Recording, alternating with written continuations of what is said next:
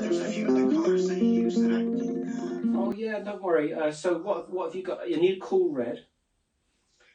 So I've got alizarin for that. Yeah, that's actually great. Yeah, I mean, if I could afford alizarin, I'd use it. But well, I mean, I don't. This one's not even the permanent one. Yeah. But I mean, to be honest, I've never tested it. But I mean, you're probably good anyway, as long as you don't expose it to harsh light. You know, it should be okay.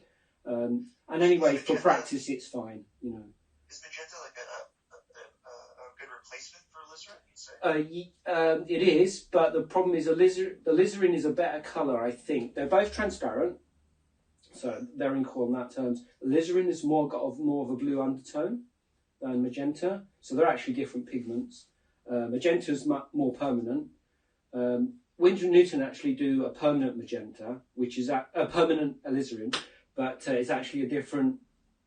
It's not fugitive the way that alizarin is. So, but it's fairly expensive pigment, so I just use magenta. So I can get a fairly close to alizarin by mixing magenta with ultramarine blue and maybe a bit of transparent oxide red.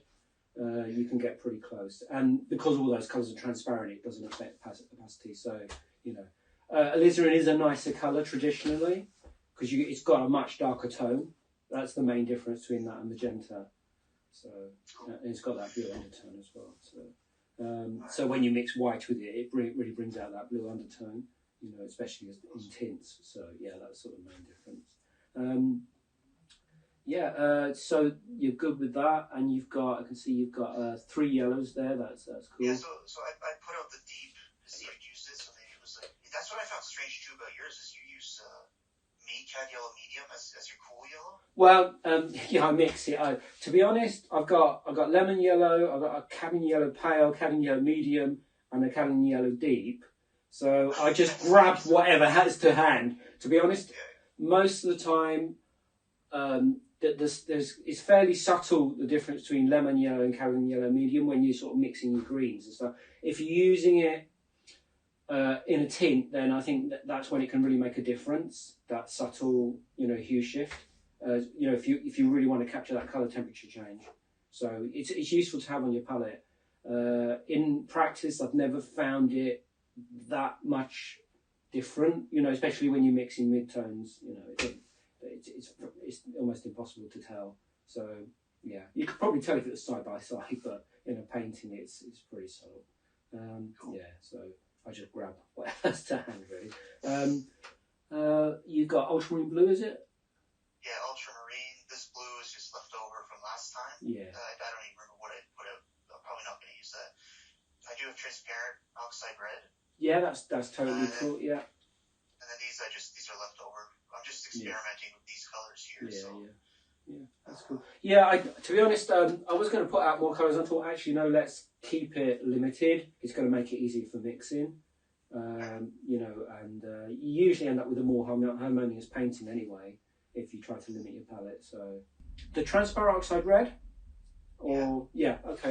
So basically, years ago, those transparent oxides weren't available, so they're a relatively recent colour. So you'd be using burnt sienna, yeah.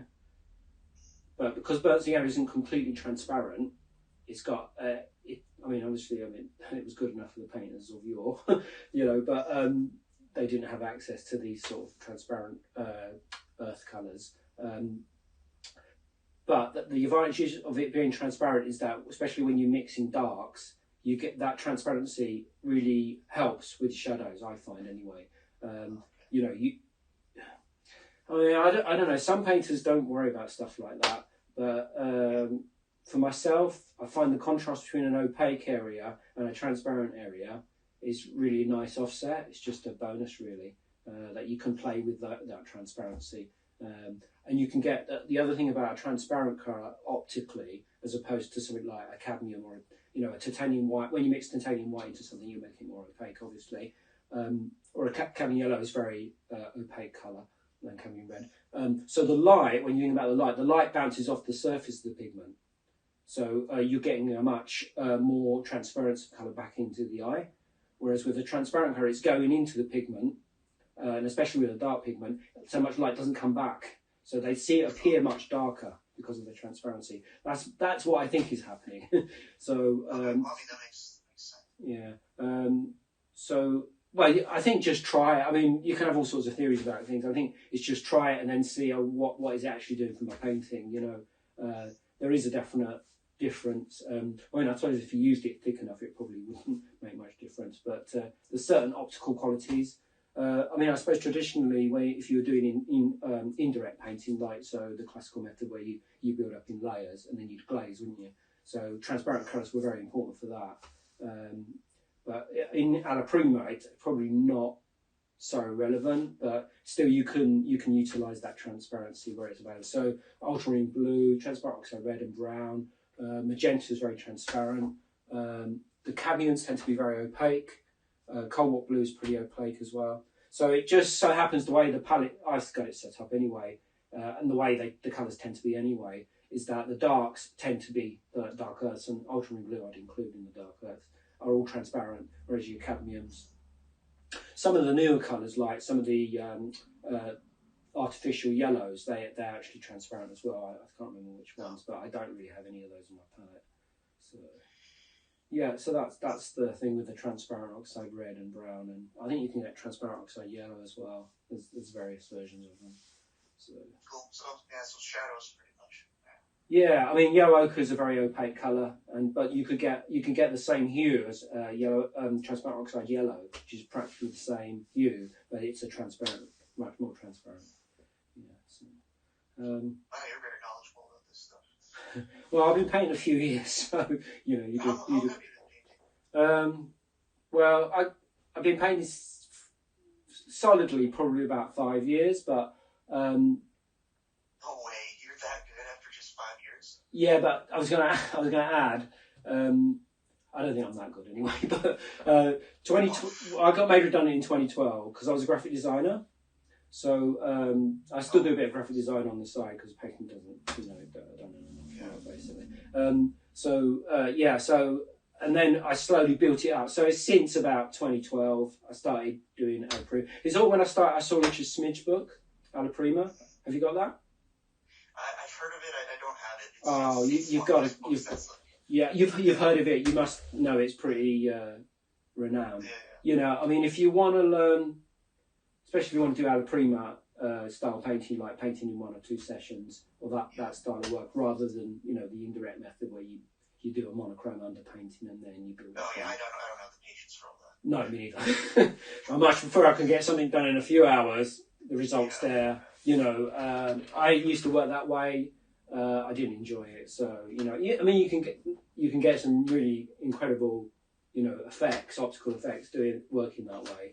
And I mean, I admire the work of those artists that work that way, but I just find it too laborious, so I don't enjoy it. Yeah, it's way too boring, to be honest. I like the instant results you get with this. Yeah. How much did you practice? How much do I practice? I try to practice as much as I can. So I tell you what really helped me. Do you know Mark Ryan Taylor? I think his name is. Yeah. You know anything about? I think that's how I found you, to be honest. Right. Challenges. Yeah, exactly. That's exactly what I was going to mention. So do those challenges. That will really bring on your skill, because you're working. You're not trying to complete big paintings. I mean, I tend to work small anyway. So, but you're not trying to complete like these massive paintings where you're thinking about composition and you're developing it over a long period of time. I don't really tend to work like that anymore. I've got some paintings on the go like that, but I tend to like stuff I can complete in like maximum 3 or 4 days. Usually I can do it like in an afternoon or whatever, yeah. So it's practicing as much as possible, and on small projects is the key, I think. And work from life wherever you can. Working from photos is fine, but if you don't work from life, I don't think you develop the same sensitivity to value and especially just working with the sort of properties of colour, which I'm going to talk about anyway. I'm sure you're aware of already. But So I mean, I would recommend getting out of Prima. It's an expensive book, I know, but it'd be well worth it. Yeah. It's, I mean, the carriage was from the States was nearly as much as the book itself to get it to the UK. So So, but yeah, I mean, it's definitely worth getting. Better than a 3-year course at college, I would say, if you actually put it into practice. So for a representational painter, I mean, if you're not if you're not a representational painter, you're probably, I don't know, it's still probably relevant though, because a lot of it's to do with the elements of painting rather than trying to develop. I mean, the stuff in there applies to everybody because it's foundational. So whatever you decide to do later, you've got the foundation and it's solid. So you're on a good basis. So I always recommend it. So I don't get any. I'm not promoting it because I don't receive any sponsorship or anything. But yeah, it's just a really good book. So No, I've heard it mentioned quite a few times. I mean, there's things like in there like the color charts that he recommends you do. I mean, I have done these color charts where you basically make a grid. I'm just thinking about those the other day. Yeah, I've got them here somewhere. Do you know what?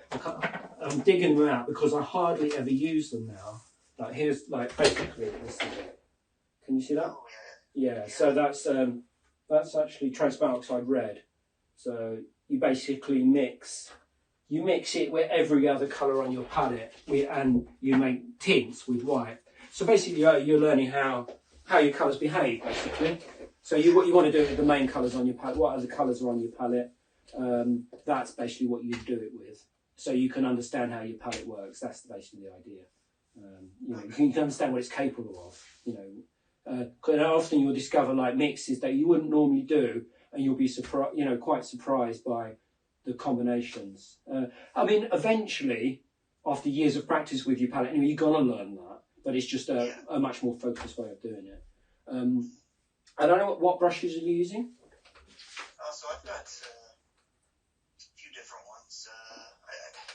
For the sketching in, I usually definitely almost always use a synthetic. Like this one's a Princeton Aspen type brush. Yeah. Okay. It's like a filbert, is it? Rosemary. But this one is a filbert. Yeah. I mean, I know I use Rosemary. I mean, I've got nothing against using other brushes at all. I mean, it's just I just use those because I know they're okay. The bristles don't come out, which is good. So I use like evergreens and ivories mainly, and I also use the combers, the Eclipse Combers. They're really quite soft, but you can, and basically you could use a fan brush actually, because they're a soft fan. So I use these ones. They're good because they're very thin. You've got they're kind of, I don't know how they make them, but this is covered in oil at the moment. So, but they've got this. Well, it's like a comb, literally like a comb, and it's really good for breaking up edges. So just I think on my next order from them, I'll get some combers and evergreens. Yeah, the evergreens are like the ivories, but they're a bit softer. So if you want to work with thicker paint, I find the ivories are better because they can sort of pick up a lot more, but on the flip side, if you're working more on the surface, the evergreens are better because they don't pull the paint back off so much. So yeah. And it'll be interesting to try this ground out because I normally work on gesso. So you've got an oil ground there, yeah? Yeah. Great. Yeah. So what did you use? Was it gambling? Yeah, I used the gambling. Yeah, the gambling is actually really good. It's pretty expensive for an oil ground, but I suppose it's probably not expensive as a lead-based one, but it is very good. I've used it. Yeah, I mean, the selection here for art supplies isn't very good usually. Okay. Was it a lot of hassle to prepare that, or was it okay? I mean, definitely more hassle than gesso, but not too bad. Yeah, not too bad. Well, I'll be interested to see how you find it. Once I started using oil-based ground, when I went back tried to use gesso again, I was like, I just hated it. Oh, really? Yeah. Well, I mean, there's some things that irritate me with gesso, so maybe what's the attraction? Hopefully, you'll catch the bug. Good. Okay, so I guess we better make a start. By the way, do you follow that rule of like if you have a cool light source, your light should be cool and your shadows should be warm? Yeah, that's a general principle, which is good, but you still, when working from life, it's a general principle, so you've still got to look. Don't assume that's what's happening, because it's more troublesome outside actually, because light's bouncing around everywhere. So your shadows can quite easily, especially outside actually, your shadows can easily be quite warm as well. It sort of depends on what's happening in the environment. So as light sort of bounces around, it can change what's happening in the shadows. So you just got to be aware of that. Yeah, because that's definitely what I found is like I try to apply that rule, but then it's warmth in the lights and the darks, right? So it's a general principle. I mean, another especially thing with flowers is because of their translucency. It's a special case again. So the light filtering through the petals, you can often get the shadow becoming quite warm. So you get these reversals happening, which is quite interesting. Another thing, it happens with water as well, especially deep water. You get those colour reversals. I don't know if you know the work of Mark Burgess, landscape painter. No. Okay, well he does a lot of sort of water paintings, like sort of very deep water, and you can often see that in his work. The way because he paints from life, he's really good at capturing that optical effect. Which, if you were working from a photo, you probably wouldn't pick that up, because usually photographs aren't that sensitive, especially with those kind of temperature shifts. So anyway, let's make a start. Just checking everything's working. Yep. Good. Okay. The first thing I always do is I just look at the subject for a bit, just to study it, so I can sort of try to understand what's happening. So the first thing I'm trying to understand is values. So colour, one way of analysing colour, which we generally, when we talk about colour, we're talking about hue, yeah? But actually, a good way of analysing colour is into three components. Is value, which is how bright or dark something is. It's hue, which is like red, blue, green, yellow. And it's chroma, which is to do with how saturated it is. So a saturated red would be cadmium red, and then a low saturated red would be essentially what's a grey. So that would be like a burnt sienna, which is a low saturated red or an orange. You know, do you see what I'm getting at? Yeah, cool. Yeah, just checking. Some people have a little bit of trouble with getting their head around that, because I mean, some people will say, "Oh, this colour's really bright," but actually, what they're talking about is not. Bright is a very ambiguous term, because it can mean value and it can also mean saturation or chroma. So I try to stick to these three terms when I'm talking about it, and there's always confusion about what aspect of the colour I'm talking about. So when I'm first looking at the subject, I'm trying to look at it in terms of value, so in terms of how bright and dark something is. Sometimes you'll see in books and stuff that they'll have a value scale in terms of, like, say, black to white, from 1 to 9. They'll split up the black. Say if you had ivory black and titanium white, you mix tints in between of them, you'd split up into 9 sort of pieces, yeah, going from dark, yeah. So I probably don't work with that many values. It's probably about half that, but there'll be half tones between those eventually. So basically, we want to try and group the values of what we're seeing in the subject. So the first grouping is really obvious. It's what's in light and what's in shadow. So I always say, I like to say, it's like there's a world of light and a world of shadow. So when I look at the subject, and a good way to do this is to squint very slightly. I don't know, have you heard of this? Yes. Yeah, squinting, yeah. So squinting is a really good thing for determining value relationships. So the whole thing with painting is, my understanding is that it's all about the relationship between value, between colour shapes, basically. So it's the relationship between the values, so one value shape next to another, the relationship between the hues, which accounts for actually colour temperature shifts. So you mentioned about the principle of warm shadows, cool light, and then vice versa. So that's to do with colour temperature, which is really what you're observing is the light, the colour of the light is affecting the object it falls onto. So because of the absence of that colour of the light in the shadow, it appears the opposite because it's an optical effect basically. There's basically a hue shift is what you're observing. So in a warm light, the shadows appear cooler. So that's a kind of hue shift. And then the other relationship is to do with the chroma or the saturation. So which I've already talked about. So when you compare these relationships, you're comparing one area to another. So in isolation, it doesn't mean anything really. But it's only when you get things in comparison to each other, these shapes, that things start to make sense, especially in representational painting. So until we've got enough on the panel, enough painting on there, we're not really going to be able to judge whether we've got the relationship, because everything that exists inside this frame is the world of the painting, right?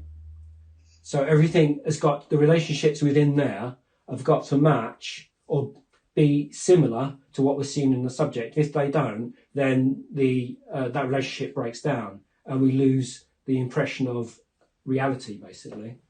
So what we've got to try and establish is the most important thing is the values. That's the main thing that establishes a sense of reality or representation. So, sorry, I don't know I'm talking too much, but I can get on with it. But no, it's cool. It's good to see your perspective and how you think about things. Yeah. I mean, I don't go through this thought process every time I paint. I'm just trying to explain it, It's more intuitive than that, but it's good to try and analyse it, I think, in a teaching context. So when I'm looking at my subject now, I don't know whether I can, I'll just spin the camera so you can see. Yours is already looking at this, because you have a cool light, right? Yeah, exactly. Yeah, it's about 6,000 K, I think. So, see, the left rows, to me, I see the shadow part of it on the right-hand side is cool. But within the petals, the bulb, I see warm shadows. Those darks. So the left flower you're talking about, what do you see? So the right-hand side of that flower is like a cool shadow. But in between the petals, I see warmth. Yeah. No, that's exactly what I see. In fact, you can see it better on the photograph rather than the video feed. On the photograph. Yeah. So. Exactly. Yeah. And the other aspect that's a good point. Another relationship you can see is to do with chroma. So the saturation of those shadows is much higher than it's much grayer on the right-hand side shadow, whereas the saturation of the colour, the chroma, I should stick to my terms. The chroma and the shadow in there is much higher. It's more saturated. Do you see what I mean? Yeah, and there's a colour, obviously a colour shift as well, which is to do with temperature. But so basically, I mean, painting's really, in that sense, is pretty simple. But with alla prima, the difficulty is, because if we were doing direct painting, we'd only be tackling value. That's the indirect painting, we'd be tackling value only, because you're working monochromatic, essentially. So you're only dealing with value. So it makes it much easier. So that's the advantage in indirect. But obviously with this, we've got to tackle all three aspects of colour at the same time. So it's a bit more of a juggling act. But we can sort of creep up on it. We don't have to get it exactly right. We need to get it in the ballpark. And the most important part of that is the value. So that's why I tend to always focus on that. Yeah. So analysing it in terms of two basic values. So the world of light and the world of shadow. So it's when you squint, that becomes much more obvious because it basically removes any subtler value shifts. So I'm going to use a small ivory just to basically do a little bit of drawing, just so I can so in terms of composition, I've already started thinking about composition when I was setting up the flowers. So, and then I use, I didn't show you this actually, but I used a couple of pieces of L-shaped card just to, you know, find like how the shapes are going to fit into the frame, you know. So a little bit of compositional thing. I mean, I haven't spent ages thinking about this because obviously it's just a sort of demo really. So, and on here I've just got a pot of terps. Let me show you my palette setup. Oops.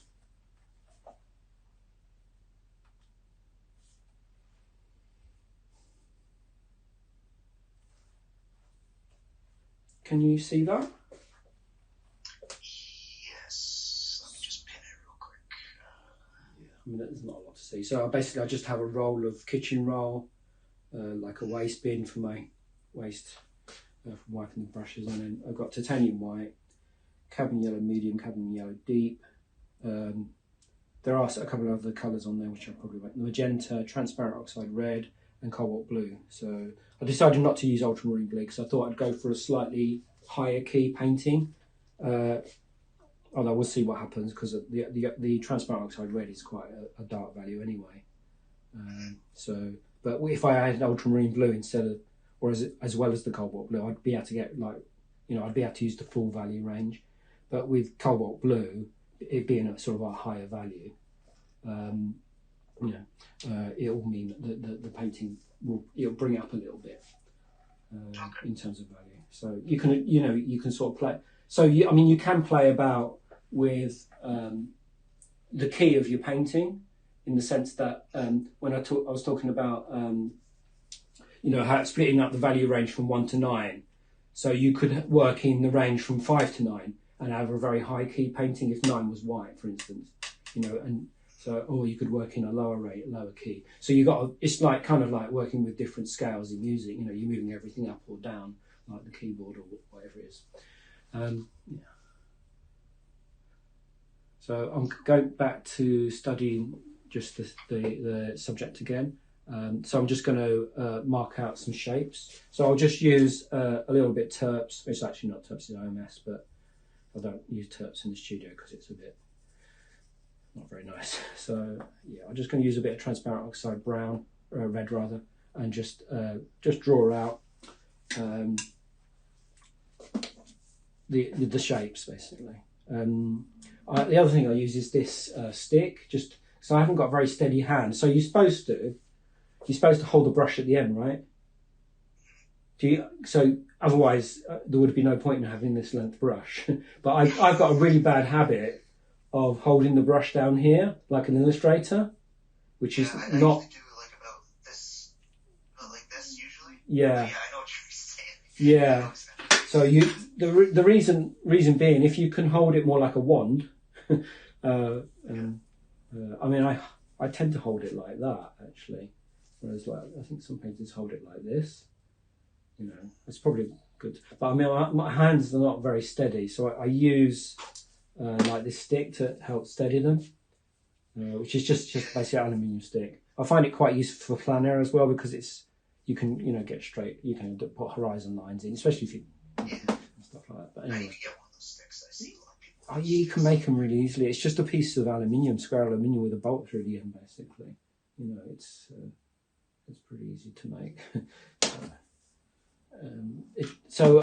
I picked this up off this idea off of Richard Smith actually, but he used to use a walking cane, but they're a bit bulky really and heavier. So that's actually not a bad idea. So I'm just gonna. So I'm probably roughly working site size, I guess.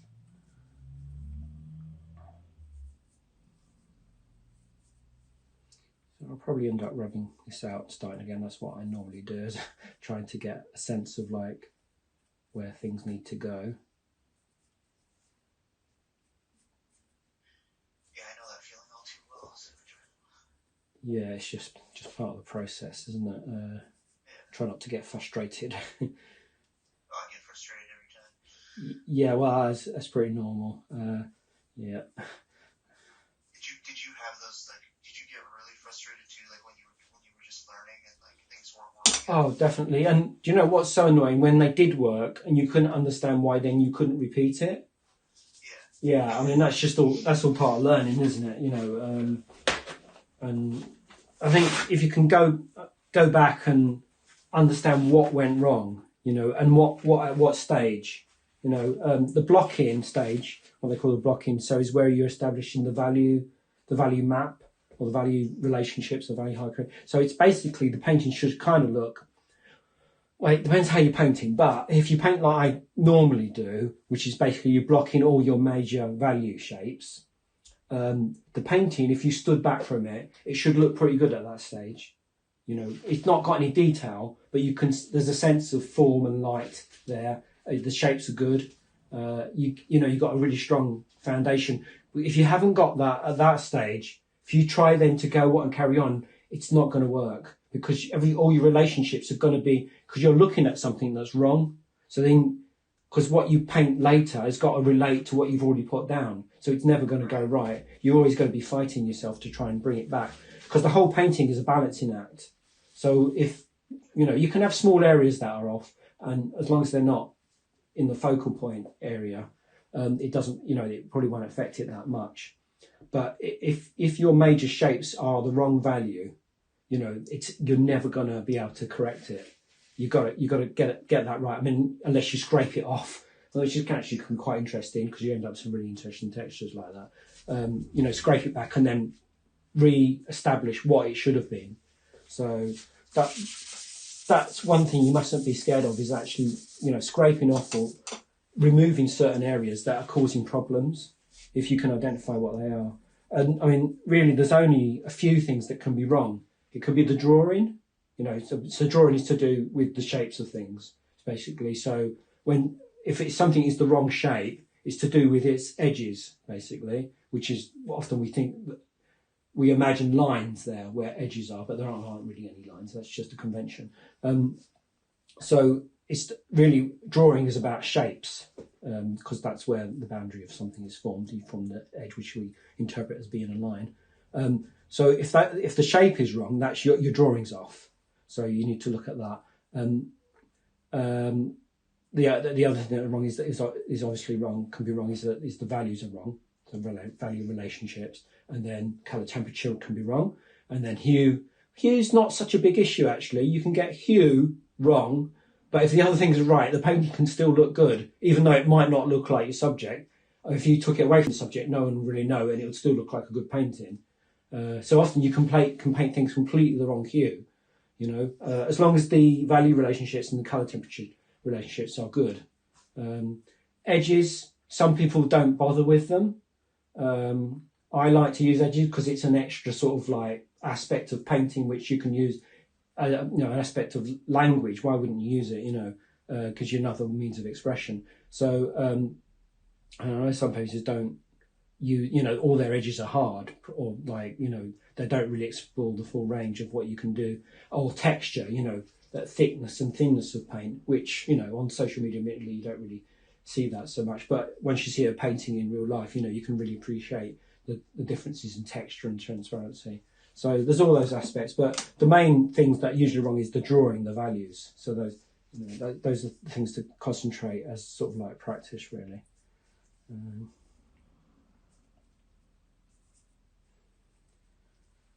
So, and the great thing about painting florals is that your drawing doesn't have to be that accurate, because no one's going to know. You know, it's not like you're doing a portrait, whereas if it's off, it doesn't look like anything like the person, you know. It's a different kind of challenge. I mean, in a way, it's much more difficult to do a portrait, because you not only got to tackle, you know, all the problems of value relationships, and then you've got added on to that, you've got, you know, it's the drawing's got to be spot on. So it's more challenging, and also like the figure is really hard as well for that reason. So I'm pretty happy with these general shape. Just thinking about shapes here. So I mean, I don't have to slavishly follow this. I mean, I need it to look good in my frame is the main time. I'm checking, you know, these shapes, so I can move things around a bit and no one's really going to know. Because at the end of the day, it's the painting that's important, I'm not trying to match exactly what I see. So I don't have to be overly critical. So I'm fairly happy with that. I don't want to spend ages trying to sort of correct things because this is like sort of like a teaching scenario. But that's good. So now I can start blocking in the value shapes because I know roughly where they're going to go. So I'm squinting at my subject again. Now, one approach to establish your value relationship is decide where the bottom end and the top end is going to be. Now I know white is going to be probably as white. That's going to be like my top end. So I can put because I've tinted my canvas. This helps now. I don't always tint canvas, but I think it can be quite helpful especially if you're working like values. So what I can do is I know this is going to be pretty close to white. So I can just put that colour note, the value note in here. So I've got that on the panel now. So you start with that A, like you put in your brightest gray. Yeah, so that's just going to be an aid. I mean, I might end up removing that because it might be completely the wrong position, but it's there as a reference really to start with. That's an interesting tip. I've never done that. You don't have to. It's just I think you do these things. Yeah, it could be helpful. I mean, I wouldn't always do that because I've been painting a lot of florals, so I'm kind of like, you know, used to it now. So I might decide I'm fairly confident. I don't have to bother with that. I mean, so in Richard Smith's book, Alla Prima, he talks about different ways of starting. So there is one method of starting where basically you start in one small area, say where your focal point is going to be, which for me might be on that left-hand rose in the centre, say, where, you know, I might decide that's where my focal area is going to be. I'm going to really concentrate on that area, getting that the way I want it to look, and, you know, with all the appropriate values and chroma and edges and everything. So I might decide I'll work on that area to start, and then I'll move out from that area, you know, as though I'm slowly spreading out from that area, and that is one way to do it. And one advantage of that is that once you're absolutely confident you've got that area sorted, you know, all the values are good, everything, all the edges, or pretty close to what you want, then you've got something really good to compare with as you go. So if you work that way, it's he calls it selective start. If you work that way, then you've got a really good reference point. So if there's another area in the subject that you're not really sure what the value relationship is to it, or you're not sure what the color temperature is, once you've got that area down, you've got something really good to compare to. So an area that you're uncertain about, you go for an area that you're really pretty sure about. So then you've got something really good to compare to. So it's like a kind of strategy, really.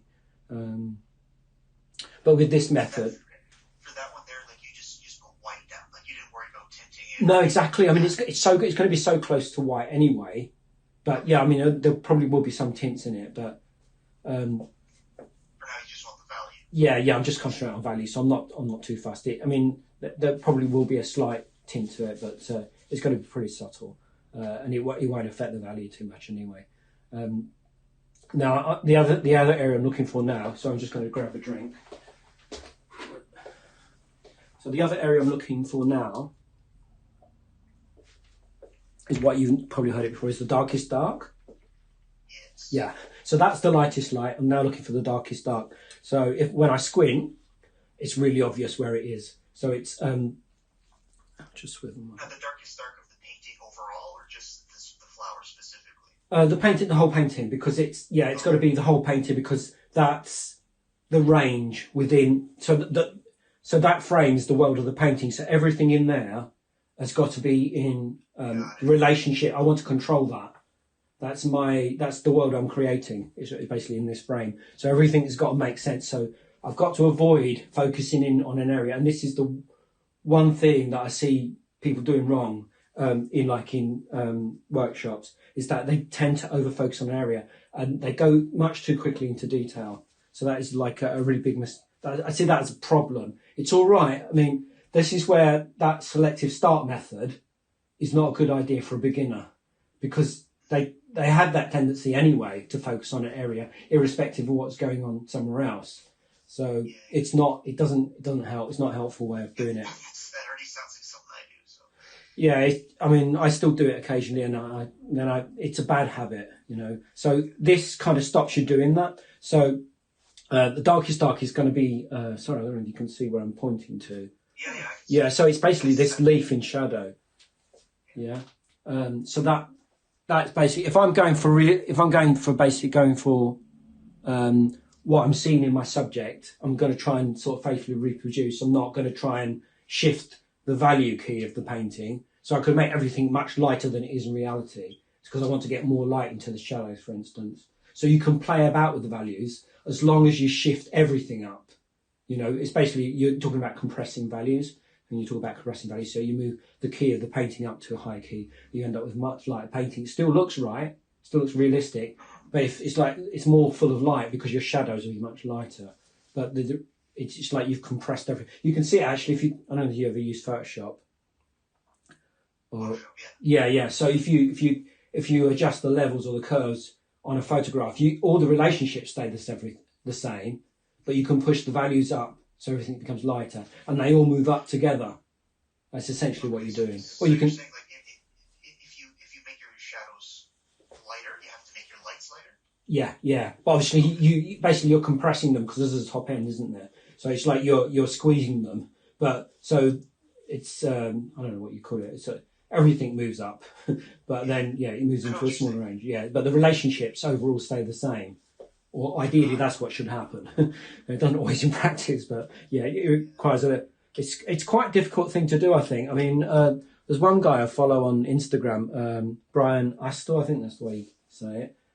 He does a lot of still lives, and he sometimes works like that. He'll often do a higher key painting, and it looks so good. It's especially on still life, it's almost like there's atmosphere, because that's exactly what happens when you paint outside. There's so much light bouncing around that the shadows tend to have a lot of light in. So you often see landscape painters will do that. They'll introduce much more light into the shadow, and it gives especially on a sunny day, it gives everything there's a much more greater sense of light. Anyway, I'll carry on with this. So I'm going to use cobalt blue, which actually it's not actually cobalt blue. It's just cobalt blue hue. Because Go for it. Do you ever overshoot your shadows in the beginning blocking stages? Like just maybe push the darkness a bit. Yeah, I think I'd probably do. I think I could be accused of doing that. It's probably not a good idea though. So this is why I think working this way, especially for practice, is to establish your darkest dark first. That will stop you doing that. So everything has got to be a bit either the same value or has got to be a lighter value. So that stops that happening, like you were talking about. I mean, if you do it consciously, that's absolutely fine. If you intentionally push value, you're pushing them outside or you're moving them around a bit to what you actually see in the subject. If it's intentional for an effect in the painting, that's absolutely fine, because that you're meaning to do that. There's no rules, is there? But if you're doing it without awareness of what you're doing, and then you end up in trouble. So as long as you're aware of what you're doing, that's how anything goes, really. I mean, so I'm going to use, I'm using cobalt blue to make this darkest dark, and I'm mixing in some transparent oxide red. And I'm going to use, so now I'm not only thinking about value, I'm thinking a little bit about hue and color temperature. This is where, you're trying to balance all those three properties. So as I said before, I'm trying to get it in the ballpark. So I use a bit of cadmium yellow deep. I could use either of the yellows, actually. It probably wouldn't matter. It's not so crucial when you're mixing dark values. So by using cadmium yellow deep, I'll get I'll get less chroma basically in my green. It won't be so, won't be so saturated. It's not such a pure green. So actually, one thing I often do is I'll hold up, I get it on. Oh, do you use palette knife, by the way? Usually I mix with my brush, but I have some palette knives here. Yeah, I mean, I'm not really against using. I do use a brush to mix, but at the start, I think it's a good habit to get into to mix with your palette knife, just because as painting progresses, depending how well you clean your brushes out, it doesn't matter so much for darks and midtones, but if you're mixing tints, it can really muck them up basically, because like a tint being white with a little bit of something else. If you get a little bit of something else in there that shouldn't be there, it's going to really affect that tint. That's where mixing with a palette knife is really important. So I'd encourage you to do that. Depending, what value range you're working in, but especially for the higher end, nearer the whites. So I always try to start off using mixing with palette knife. As the painting progresses, I tend to, more out of laziness than anything else, tend to start mixing with the brush more. Sure. I mean, everything I do with painting is just some laziness. Yeah. So I'm fairly happy with that green. I don't know how well you can see that. It's probably not so good. No, it's good. It's perfect. Yeah, I can see. All right, you can see. Cool. So yeah. Yeah, I'm more interested in seeing how you handle it on the panel anyway. So. Cool. So by the way, just quickly show you. Can you see my brushes there? Not very well. But... So basically, okay. Yeah. So explain how I've got my brushes laid out just quickly. You might already have like a system. I think it's good to have some sort of system, whatever system, the way you lay out your colours. I always lay out in the same way. I mean, other people will lay them out differently, but I think it's good to have some kind of system, because it just makes, where everything is, you can just get on with it, having to think about it.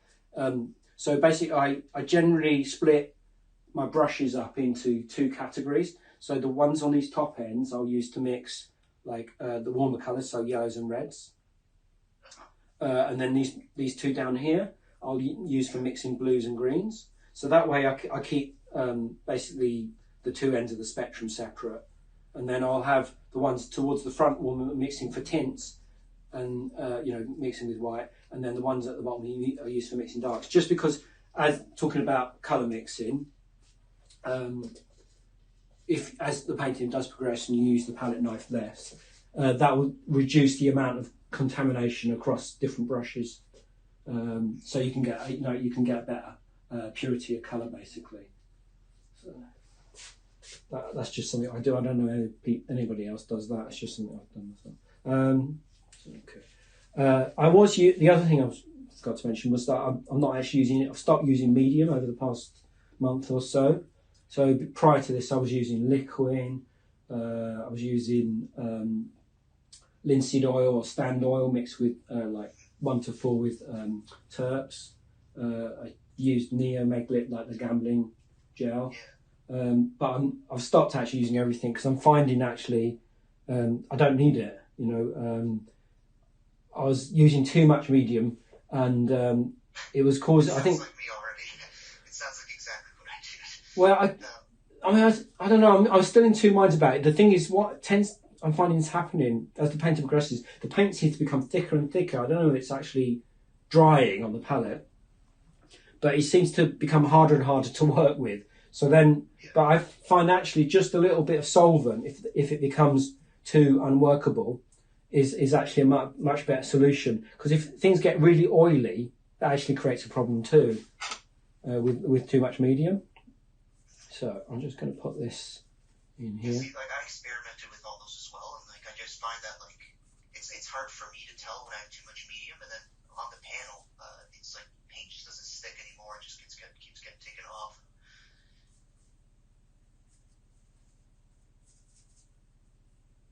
Sorry, I'm just concentrating on this.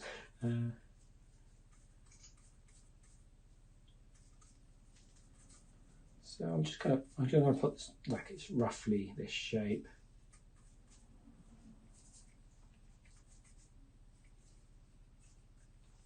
I'm going a bit further now than maybe I ought to, but I just want to get something on there.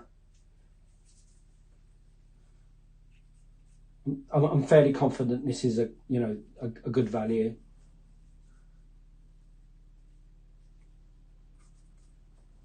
Now this leaf I'm putting in here, or this shape, I don't know whether you can actually... Should I make that picture a bit bigger on the shared screen? I don't know if you can see. No, that's perfect. Oh, is it okay? Yeah, so this... I don't know. So this shape I'm putting in the mount is actually a different value from this one here. So this one is the darkest one. But I mean, within that shape, there are value shifts. But basically, I've got to treat it almost like those really simple poster illustrations, like a or like note. I think, yeah. So the values are basically really simplified. So it should kind of look like an illustration at this stage, really. And then later I can go back in.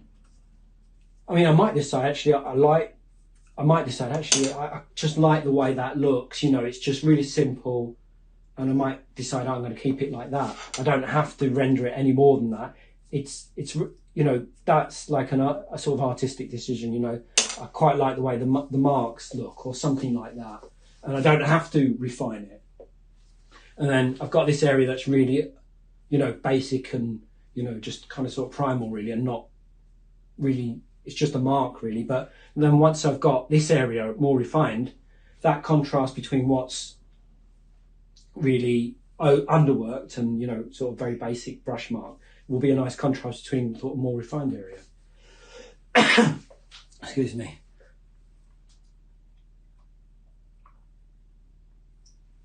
That's another advantage of working this way, is that you can have certain areas that are like underdeveloped, but that work really nicely later on with something, another area that looks really sort of like more refined. Okay, so now I've established my lightest light and my darkest dark. I could probably look at putting another value in now. Maybe the background would be a good one. So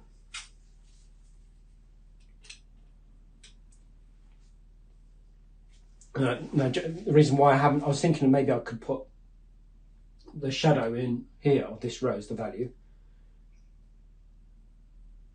But actually I'm thinking, when I look at it, I'll probably get that wrong, because when I look at the subject, that shadow area compared to the background is actually darker. So even though it looks actually, the shadow looks fairly light, but it actually, when I squint, I realise that the background is actually lighter than that shadow.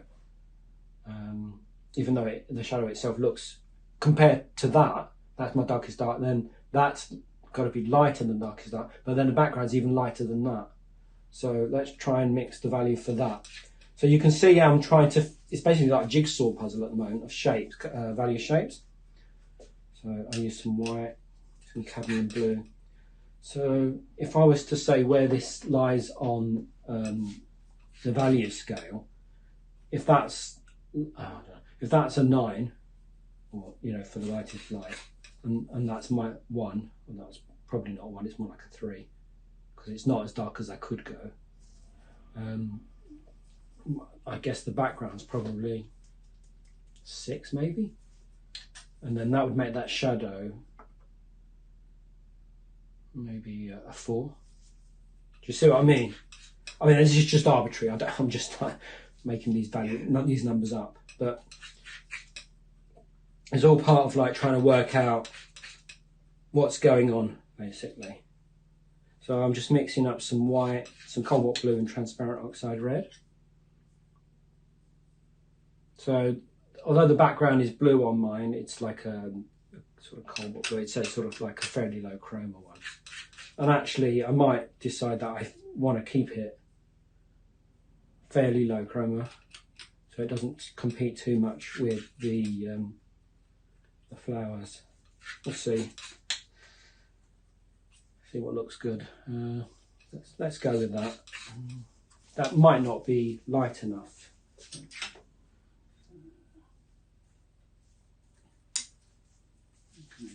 How are we doing for time?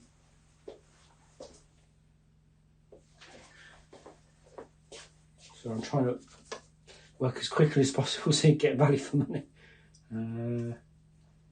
So I'm just gonna, that's a little bit thick, so I'm just gonna water it down with a bit of solvent.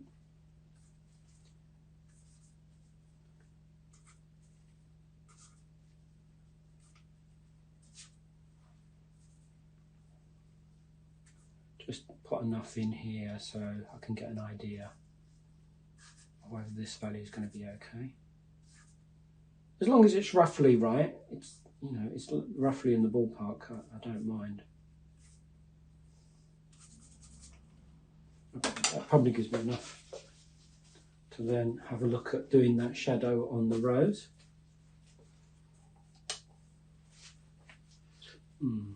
I've got a feeling that background is not going to be dark enough. Sorry, light enough.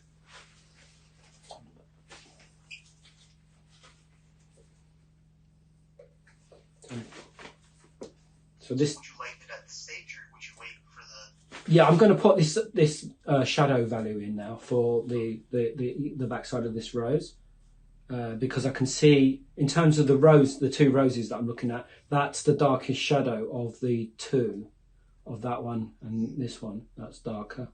When I squint, it's definitely the darkest. So actually, I mean, even though this is a simple subject, there's actually quite a lot going on. As you start to work, you realise, yeah, this is actually a bit more complex than I first realised, you know.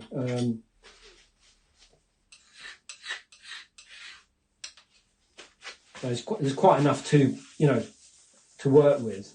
I mean, even a single rose would be, if you studied it well.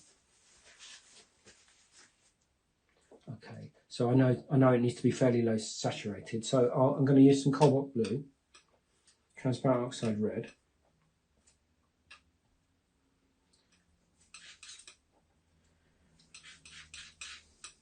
Got some of that there. Just pick out that white.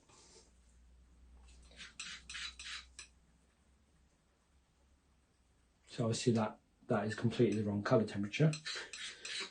It's much too cold, I think. So let's put in a bit of the magenta. So I can hold up my palette knife to the sort of, just as I'm holding up the palette knife, I'm just comparing it in the same light as what I'm looking at in the subject. So actually, that colour's even hard to identify for me. I don't even know. Yeah, it's a grey basically. So basically, if you realise, oh right, it's a low chroma colour, it's a grey. So, you know, then it's like, well, is it warmer or cooler?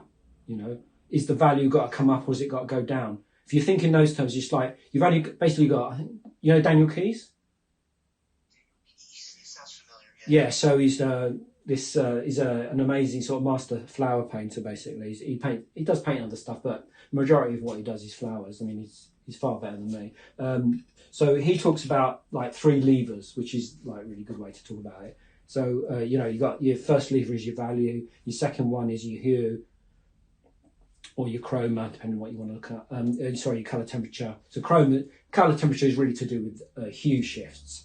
And then your chrome, which is your saturation. So you basically only got 3 things to think about, but those combinations can make it, you know, just those 3 things is enough complexity when they're all, you know, working together.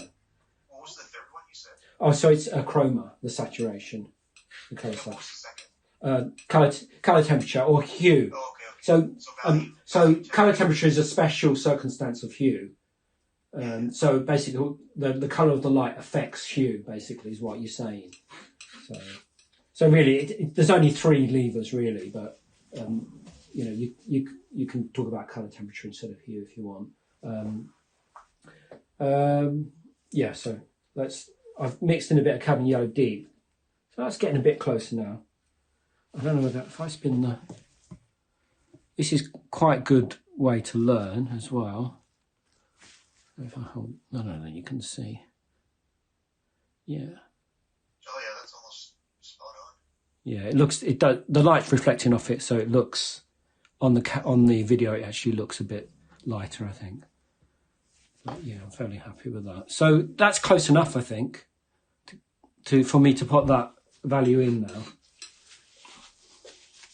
Let me adjust that a bit.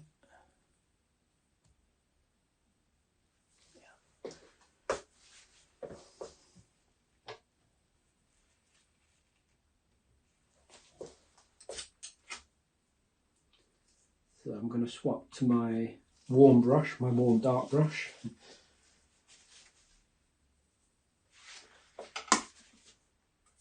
I think after I've done this, I think you better make a start so I can watch what you're doing. Because otherwise you'll just be watching me for 2 hours and I'll just carry on and on. That I'm fairly happy with that. No, and there's a problem. I don't know if you can see what the problem is. The difference in value between the background and this, it's not far enough away, which means I've got to bring up the value of the background. So now I've got, you see, this is the problem. This is the juggling act.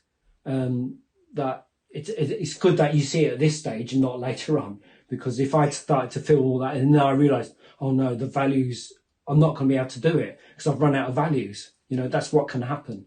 You know, you put this in and then you haven't noticed, and I carry on working on the rest of that flower, and I suddenly realise, oh, that the relationship's in here, okay, but there's no way I'm going to be able to fit all the other values that I need in now in the other areas, because I've used them all. You know, I've used the range that I needed to do somewhere else. So it really is like this jigsaw of relationships. Yeah.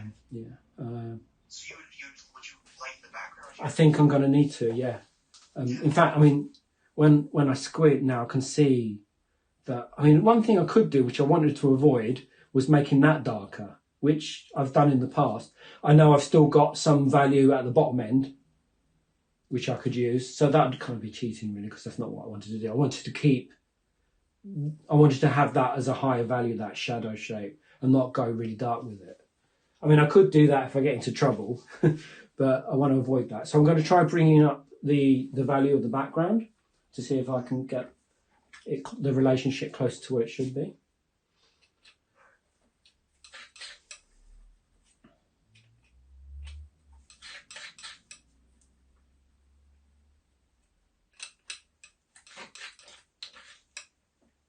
Now, I could say painting it out, just move some of that paint.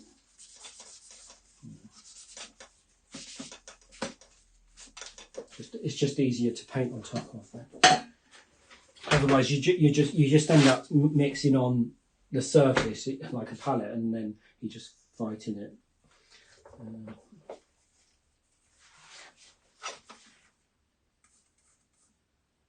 That's better.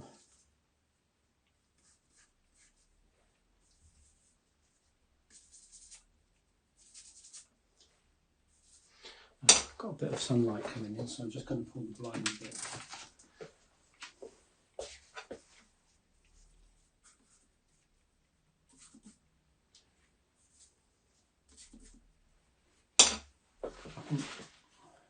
Standing back and look at that's better.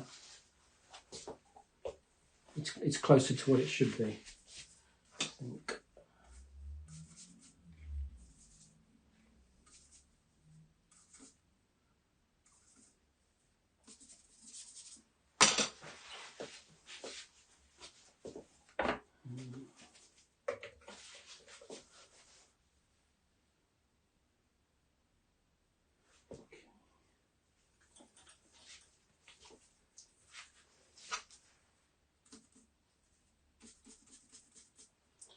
I need to get more paint onto the surface. So what can happen is if you're too stingy with the paint, you know, it's a bit thin at the moment. Now I'm feeling a bit more confident.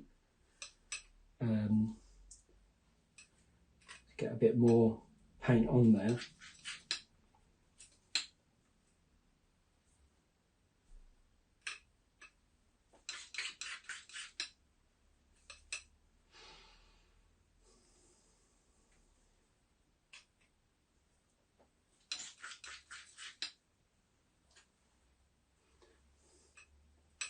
So we've got sunlight coming in, which is affecting my my colour temperature on my subject.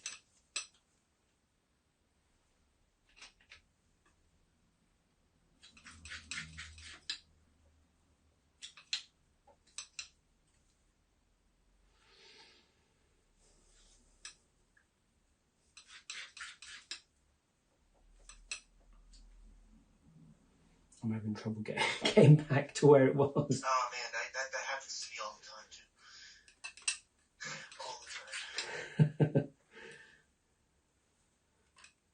I feel under pressure because it's a working situation. It doesn't have to be perfect either, but I know that Yeah, happens to me too. yeah. It's so irritating when you can't get it again. It's like, why didn't I just mix more in the first place? It's good practice though, isn't it? You know. So. Actually, I think I'm going to turn mine sideways.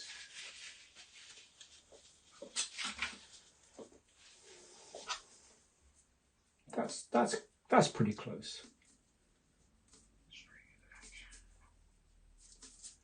So, just want to try and get this rose blocked in before you make a start.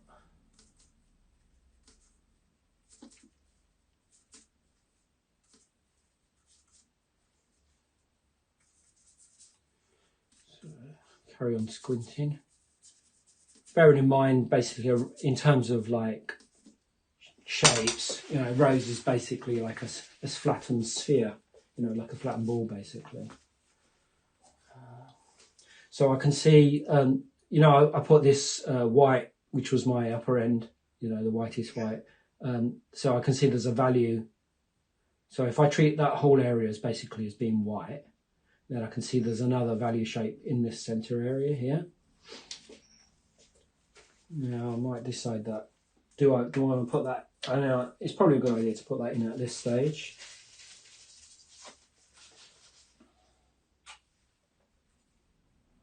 So it needs to be pretty close to white still, because it's still receiving quite a lot of light.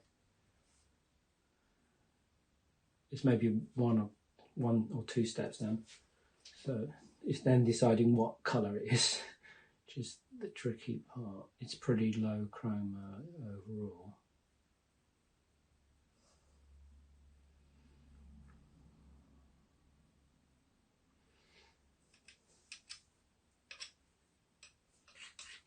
There's quite a lot of temperature shifts in that area, so I basically got to make a average.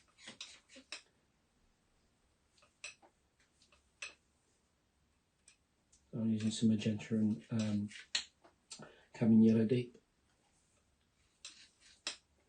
Just hold up, compare.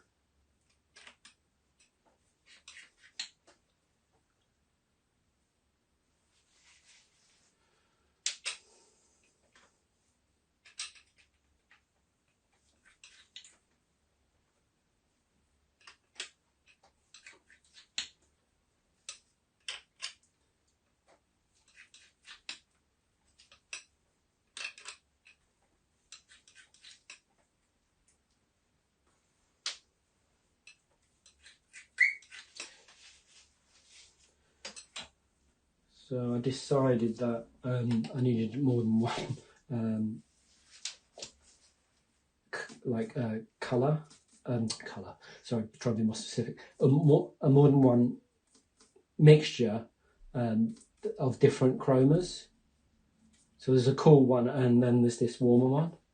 So I thought, well, now's probably a good time to start putting that, or start indicating it anyway, that there is that difference.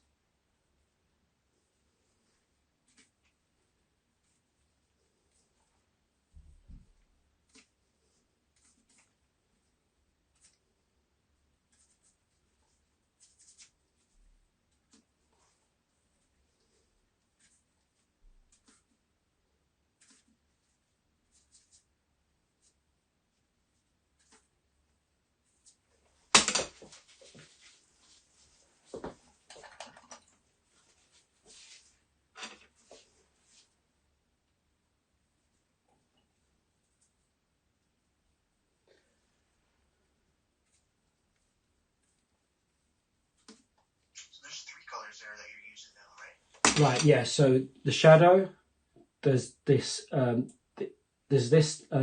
shadow value here. Then I started to indicate the next value, but it's got some variation in chroma. It's basically all the one value, but there's a low chroma area.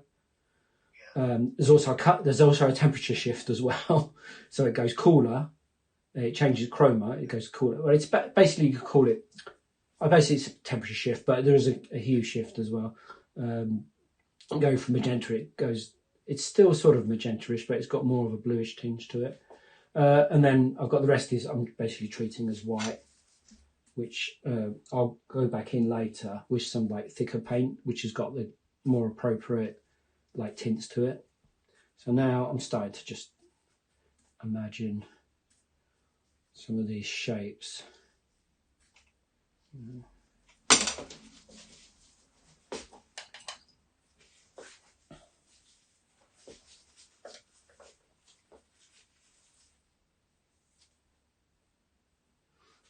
And just want to mix up some more of that background colour. Oops.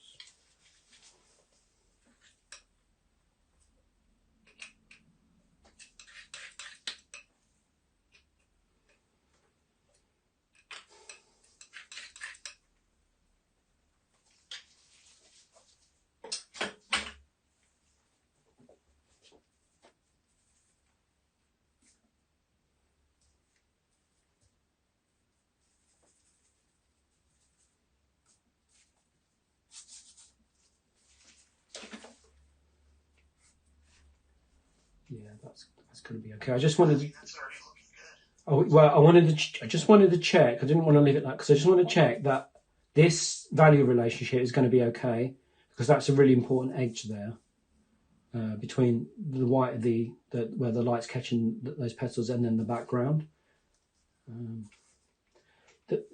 One thing you can do is actually you can cheat a little bit. So the background doesn't have to be all the same value, and in fact it won't be anyway, because the light as it goes across the painting, you get light drop off, don't you? Because it's like the the light decreases going from distance from it, especially with an artificial light. So I don't have to assume that the value on this side has got to be the same, in terms of the background value's got to be the same all around. So I can actually cheat a little bit if I want to increase the contrast between this white area and this. I mean, I can push the values a bit. That's where I can start using a bit of, it's not really cheating. It's just like, for the sake of the painting, so it looks better.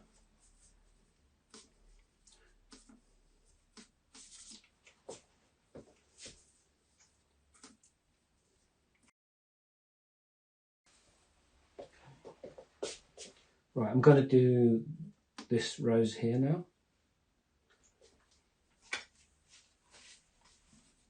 So I'm just squinting at the subject again. So comparing this shadow, because most of this is in shadow, this rose here. So I'm just comparing that shadow to this one over here.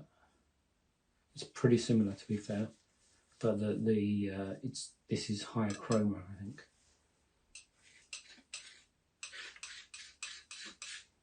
I'm just going to use that.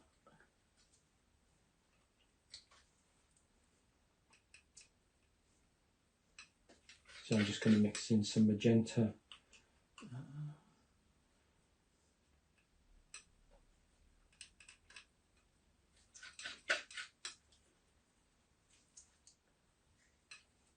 There's some cadmium yellow deep. That's probably too much.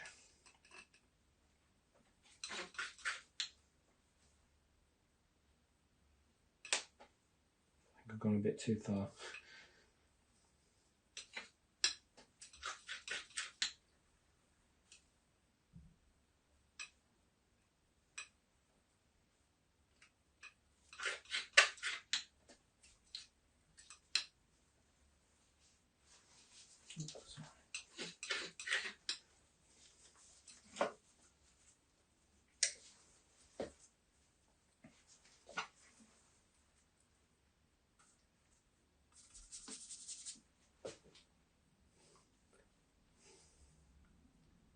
So I'm looking between these two shadow shapes and looking at my subject to see if the value looks good. It's about the same value, to be fair, but that is definitely redder.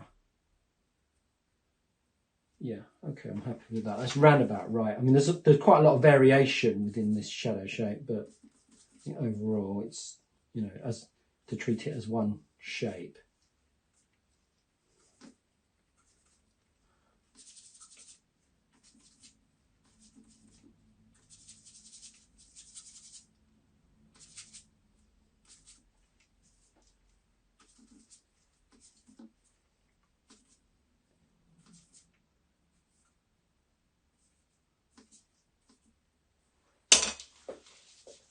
something like that.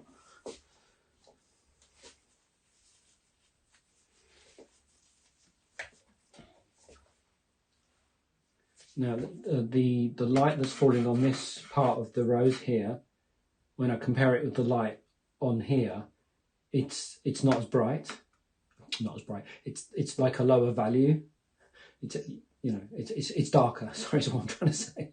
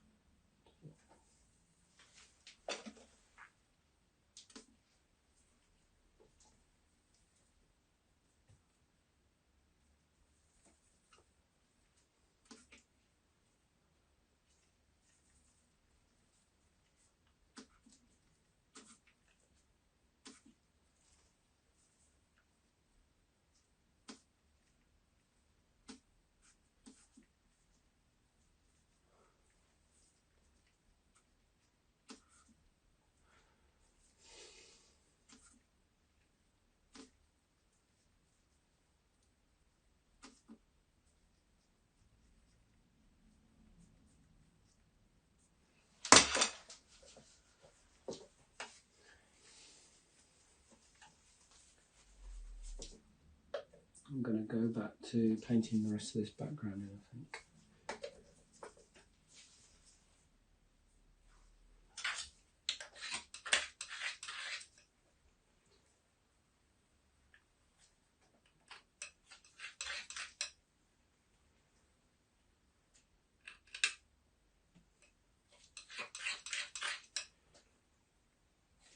So I feel that the background on this side is actually slightly warmer, because as it moves away from the light compared to this side, it's also slightly darker. So I'm just mixing a bit of more of the transparent oxide red into the blue I had previously for the background.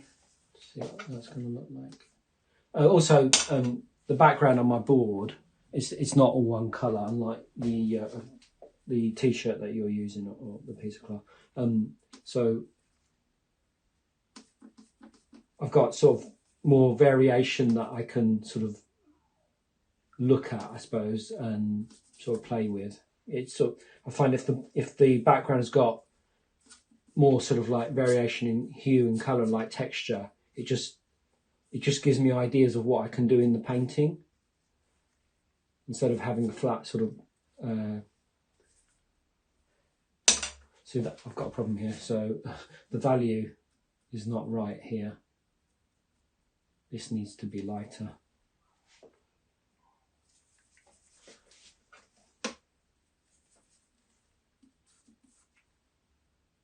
I mean, it's pretty close actually. When I look at the shadow, it's not that close though.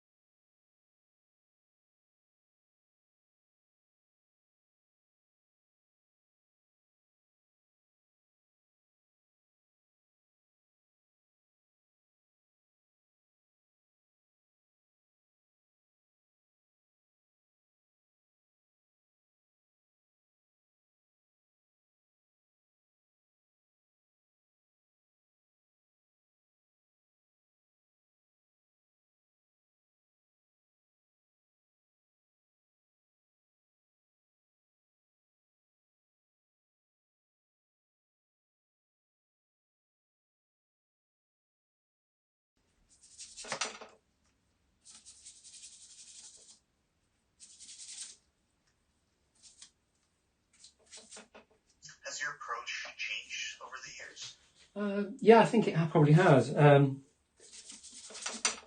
think when I look back at the early ones I did, I think I tried to be more careful, but I don't know. I haven't really reviewed it. I probably should really, but I think I tried to be more careful in what I was doing because I was still learning. Well, I'm still learning, but and also I think I was trying to imitate, you know, a certain way of painting. Yeah. Whereas now I'm a bit not carefree, but I know I can sort of like pull a painting back if it, or like get it back on track if it's not going the way it should. I'm not like so worried about it. I think before I would start to paint something and then I'd get stuck and just carry on because I didn't know how to get out of the situation that I'd got myself into. And usually it was a problem with values. But it could be to do with drawing, or, you know, you get a kind of like, I've put down a certain area and then there's like a kind of resistance to changing it, even though you know it's wrong. Do you know what I mean? Yeah. I know that's just human nature, but now I don't feel so, I'm not so precious about it. So, I mean, before when I've like done a blocking, I then might take like the palette knife to it and just like scrape it. You know, in fact, I threw, mainly through frustration actually, you know, scrape it off, but actually, and then discover actually I quite like the look of that, and then building back up on that scraped painting, you know, and that's why I was, especially doing blockings rather than trying to do complete paintings, you basically get in the habit of like practicing that sort of crucial stage and not being so precious about it, which is the problem when I think I had in the early, you know, stages, was like being precious about what I'd previously done. After a certain stage, you don't want to sort of like just, you know, have to go back and redo it. But you kind of have to do that really all the way through the painting processes. You're trying to modify all the time. So yeah, I think it's probably quite healthy to like scrape off paintings really and repaint them. Not so easy though when you spent hours working on something. Yeah, I know. I've definitely done that too. It's just, you know, at the end of the session, you just want to get off, try again the next day. Yeah. I think it's a good idea to, you know, not to be overly attached to it. Because what can happen as well is like one area can be really good and you're really happy with it, and then another area is not. It's, you know, there's still something wrong, but because of the area that you're happy with, you're reluctant to like have to change it. So that can happen. Yeah. So I was saying I didn't think this was dark enough.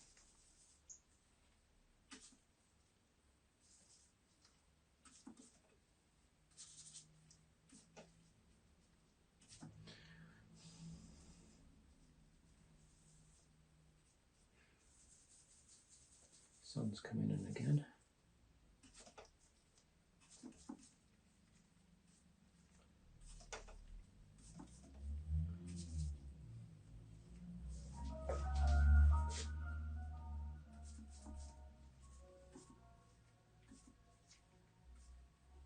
Actually, I don't mind that being so close in value actually, because when it is like that, it tends to push it back because I want this one to be more prominent.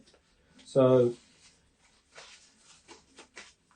we'll see. Maybe I need to.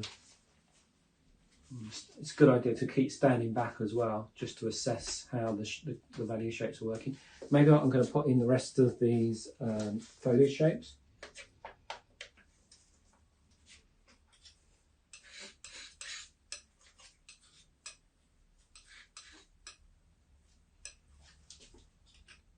I'm going to use cadmium yellow deep.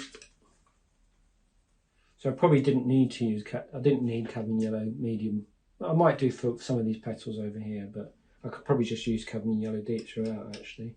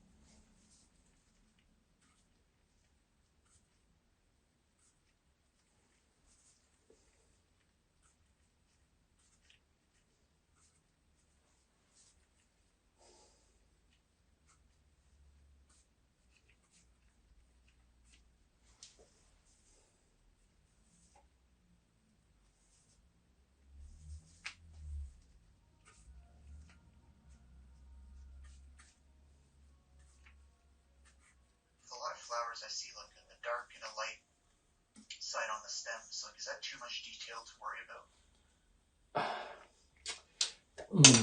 Good question. Maybe it might be. Depends on the painting, I think.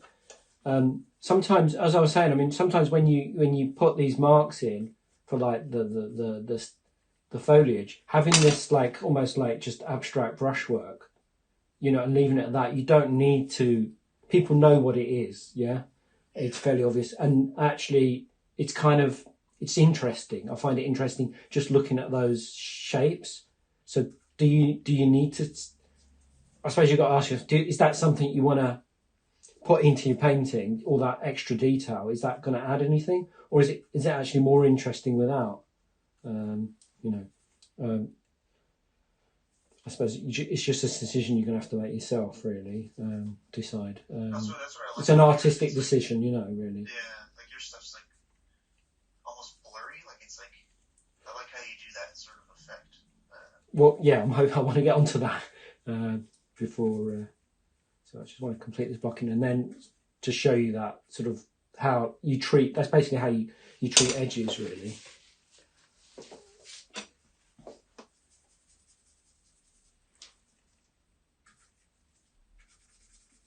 There's something almost like calligraphy, really, with the these foliage.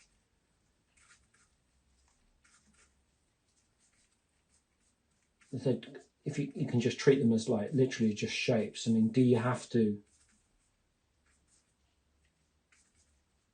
render every little highlight? You know, quite like the appearance of that, you know.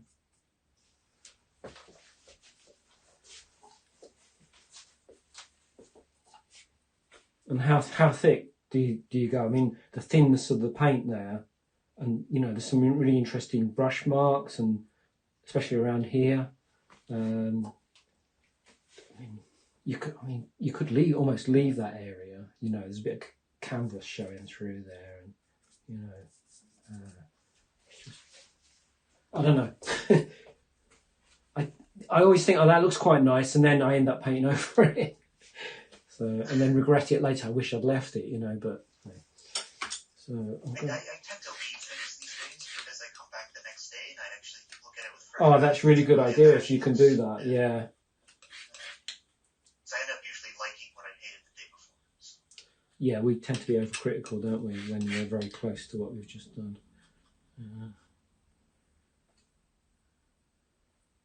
So I'm just looking at there's some petals here, which are catching the light, which are higher value, I mean the lighter, but I'm just they're lighter than that shadow shape. Are they lighter than the background? They're pretty close in value to the background, actually. So this is where a question of like edges comes in. So I haven't really talked about edges. So where areas are of high contrast, like where the values are far apart, you tend to the edges appear to be harder, and where the values are closer together, the edges appear to softer. I mean, it's an illusion, really. I mean, there are no edges in reality. It's just it's just the way we see, isn't it? So, but we can give that sort of illusion. Yeah, I think that value's looking pretty good.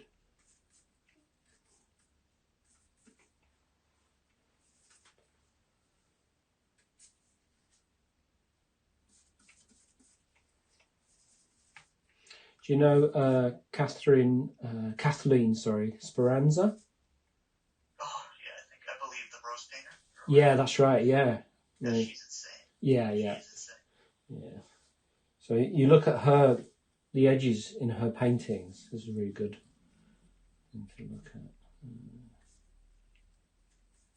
Yeah, her style is just out of this world. But yeah, she really controls her values. Yeah. So I don't know. So she uses something called I think it's Munsell value system or something like that. So I think what she does, she lays all out the colours she's going to use on a palette. and then she does all the tints and like the greys, and they're all carefully, the chroma's very carefully controlled, so she gets it really tremendous subtlety. I think that's the way she does it. Yeah, I've heard of some artists doing it that way. Like that's how I started learning like 3 years ago, but I didn't have the patience. I found it way too boring. Yeah, exactly. Yeah. So I mean, I think that would be really good to get that kind of subtlety. That's probably what you need to do, but I don't. As the same, I don't have the patience for it.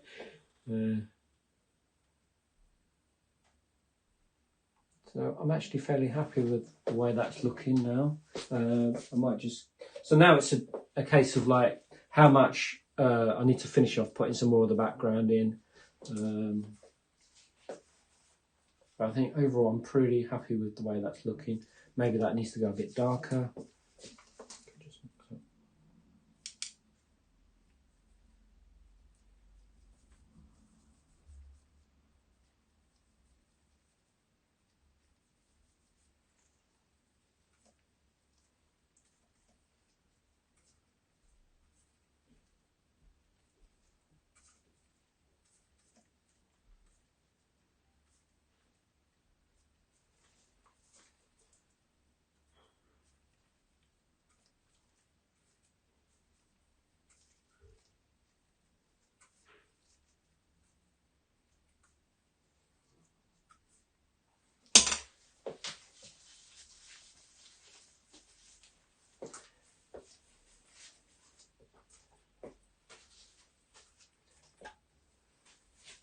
I'll just finish the background off. I think that's the blocking just about done actually.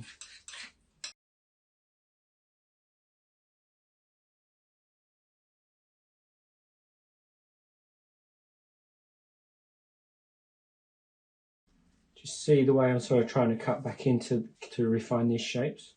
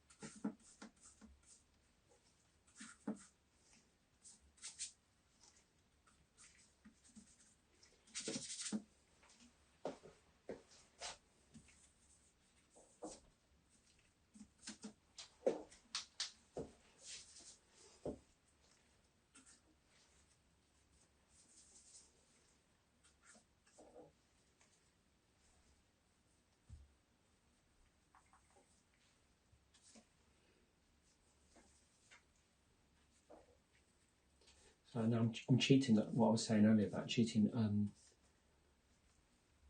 To get the value difference, I'm making this lighter in value than it probably is in reality.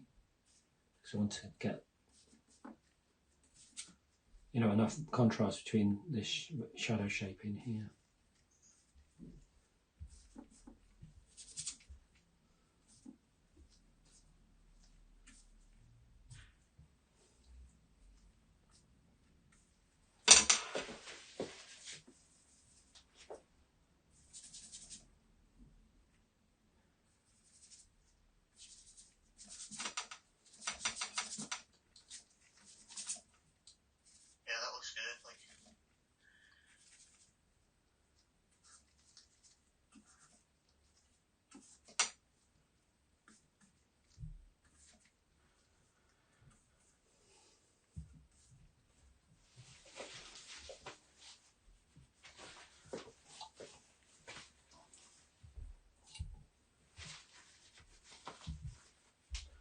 Okay, I think that's the blocking done pretty much.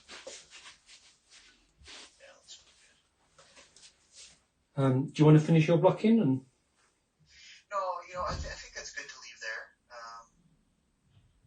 Shall I?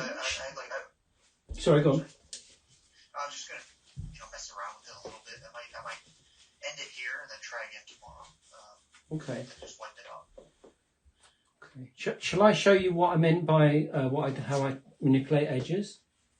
Sure. Yeah. Okay. So it's going to be a little bit tricky because I haven't got much paint on there. But basically, I would use these softer brushes, but they're basically, you need to make sure they're fairly dry.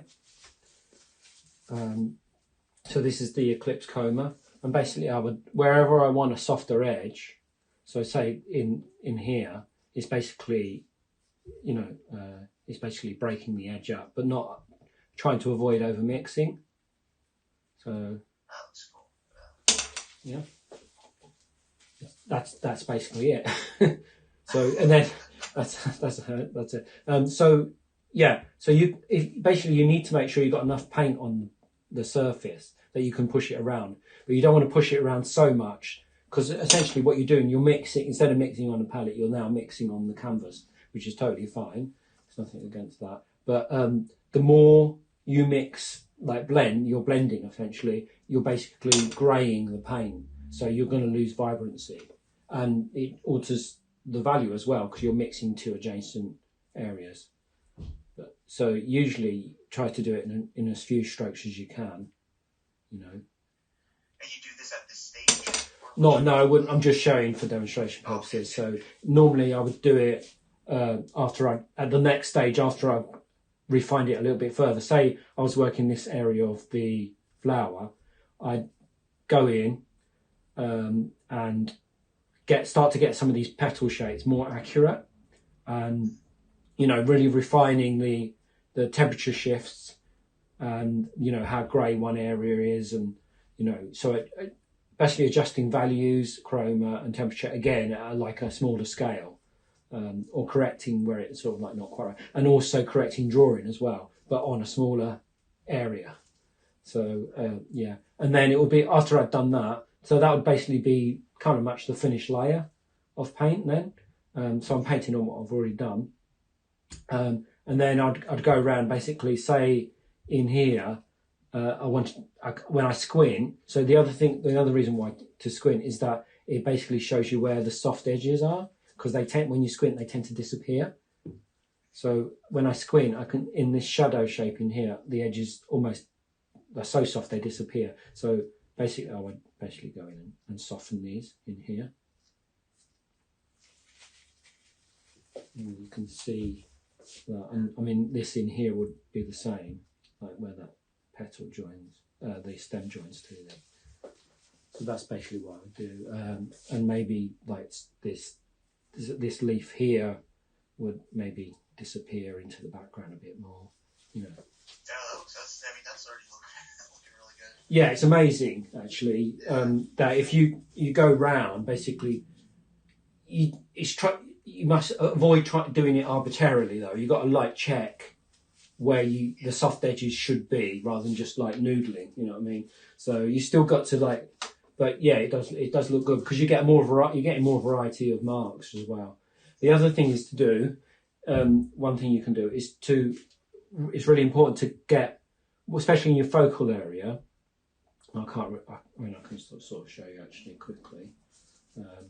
So just get some white paint. So let's say, so here there's like a petal shape. I'm just using pure white paint for this, but I mean it's totally fine. And also I start to use really much thicker paint, and you can see that how thick that is, like here against the background. So when you get thick paint on like this, it really emphasizes that area, and it's a nice contrast between the thinness of the background, and it really sort of comes forward. Because one of the things about when light hits an object, it really reveals the detail in it. So I try to avoid putting too much detail in the shadows, because it destroys the realism. Because in shadow there tends to be less detail, because there's less light, obviously. So you don't want to put more detail in the shadow than there is in the light areas. So that's my general approach. So I try to add more texture in the light.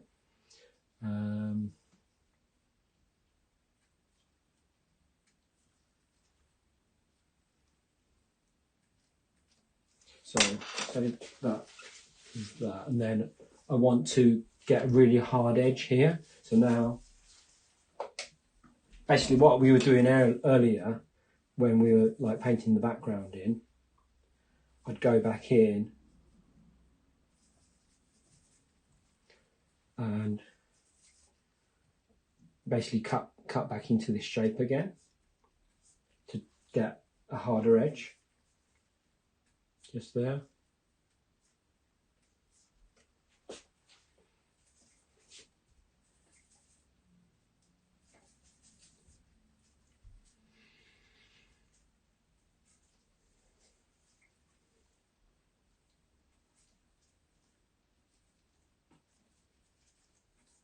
Something not quite right about the drawing here, but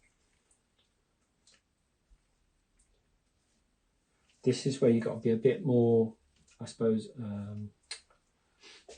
aware of like the shapes of these edges and the way parts of the petal cut in, because they're actually really important for describing the shape. And in fact, if you look at Kathleen Speranza's work, you can notice really she gives a lot of attention to the edges. Do you see what I mean? How sharp that edge in there is now, because I basically cut back into it with the background. Because that's what I'm observing in the subject compared to the edges inside here now. Yeah. And that really does add to, you know, the variety and also the realism. Yeah, I mean, you've definitely given me a lot to think about. I think you need to focus on practicing this initial stage more. Okay. Like the blocking. Because I definitely do, I think, rush to detail way too soon. I don't do myself any favors there, so.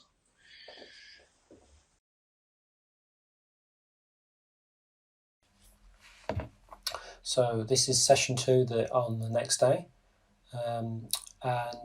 My basic strategy now that the blocking's complete is to break up those larger value areas. So I've got the main values established for the worlds of light and dark. So I'm studying the subject, squinting at it to determine the value relationships and also chroma. That's the saturation. And I'm also doing some drawing. So there's a few different things going on, which is the way it tends to be in alla prima. So I'm just putting in, well, I'm breaking up these lighter value shapes, but I'm also drawing some of those petal shapes that weren't really defined before.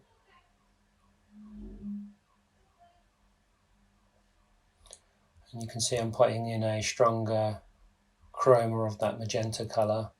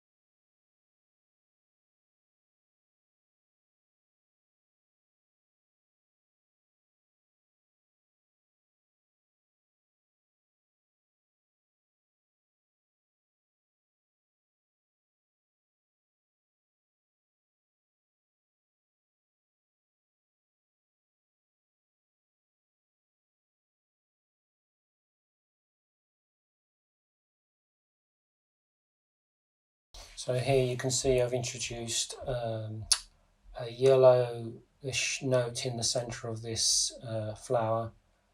So I'm refining what I can see in terms of hue as well. But still trying to keep within the value map that I've already established. So that means that any light values need to stay within the range that I've already established, and the same for the dark values. If they cross over those boundaries, then the sense of realism would be disrupted.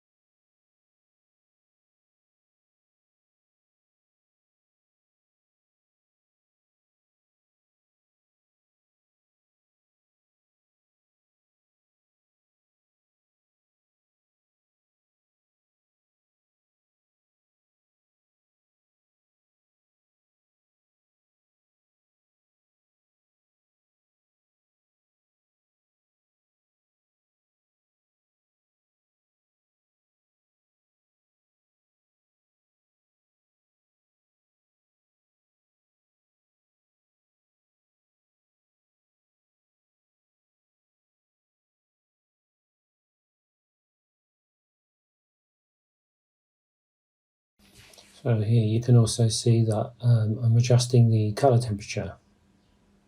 So as we move away from that center area, which I'm painting at the moment, the color temperature is shifting to a cooler note.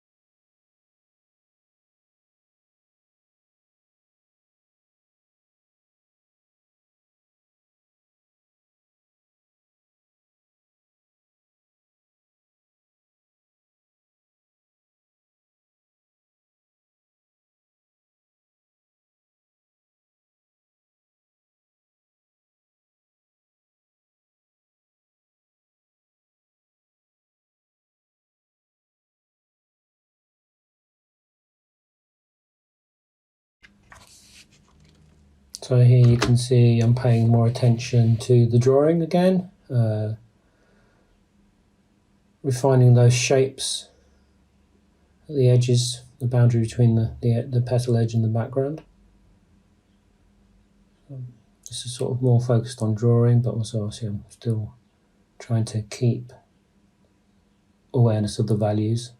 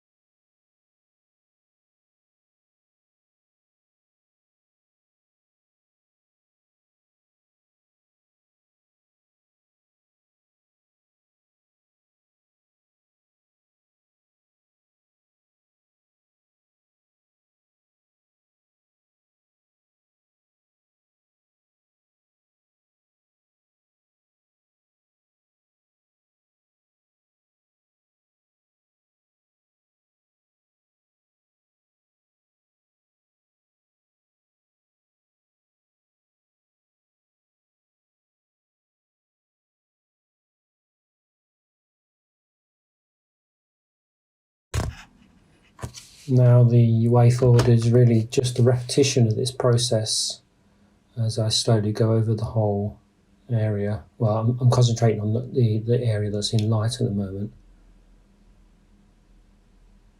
So defining those shapes, the changes in chroma, slight changes in value as well.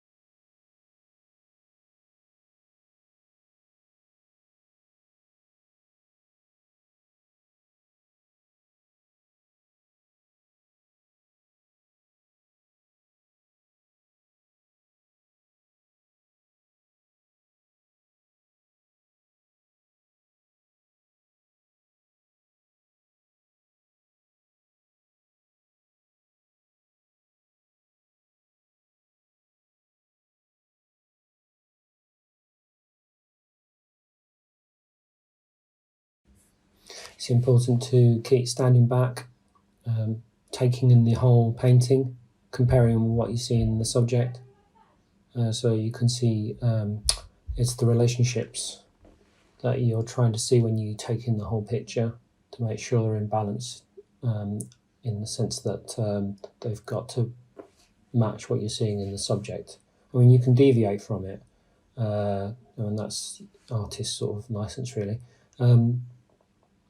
But overall, you want to get a sense of the whole painting, so trying to avoid focusing in and becoming obsessed by a small area. So keep standing back and checking it.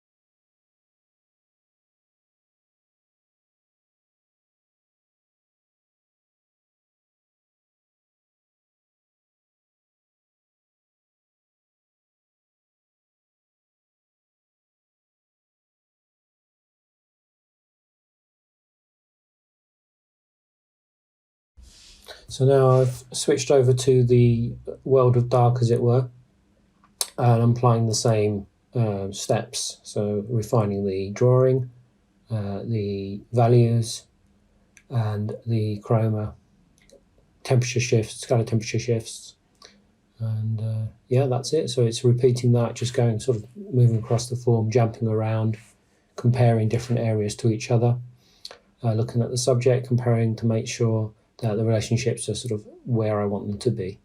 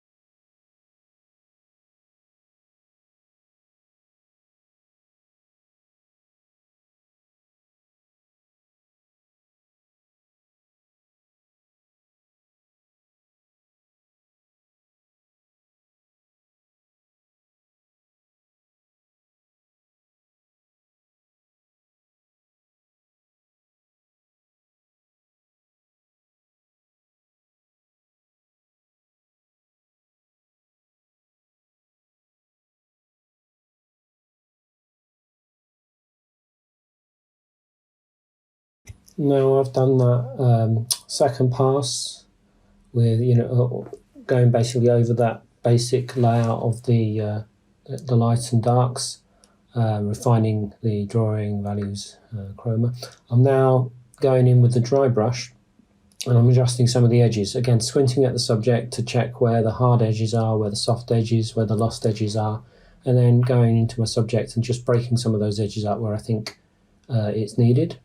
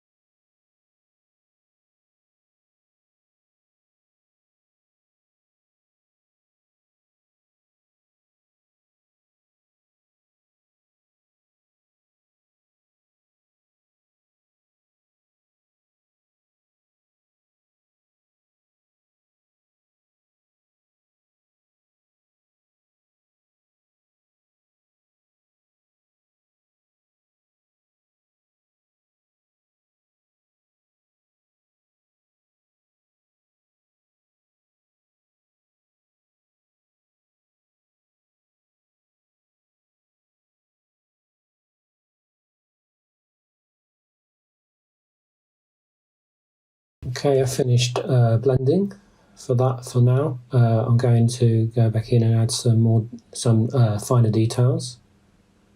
So there's some slight blemishes on these petals. It's just spots of really high chroma.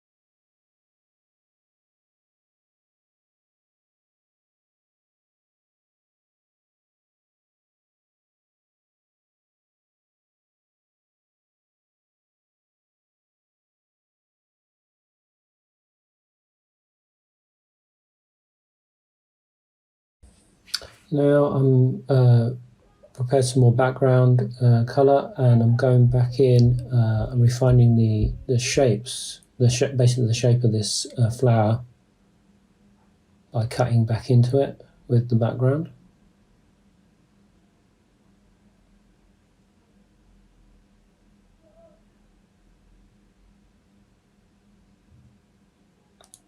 So not only am I refining the shape, I'm also working on the edges as well,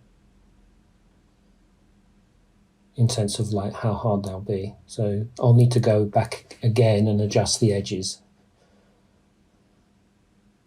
with a dry brush. So this kind of back and forth process of refinement, adjusting values, drawing, chroma, color temperature and edges is sort of like a repetition until you get to where you want to be.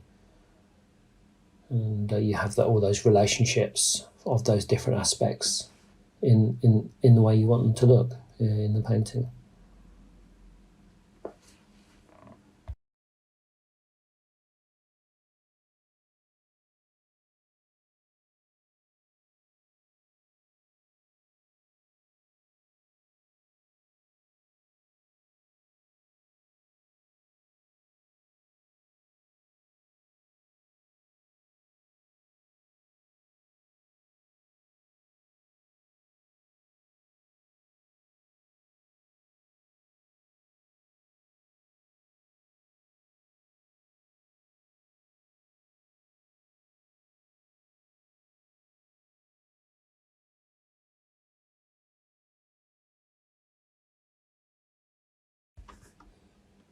Okay, that's it for that rose for now. Now I'm switching over to working onto the leaves and foliage.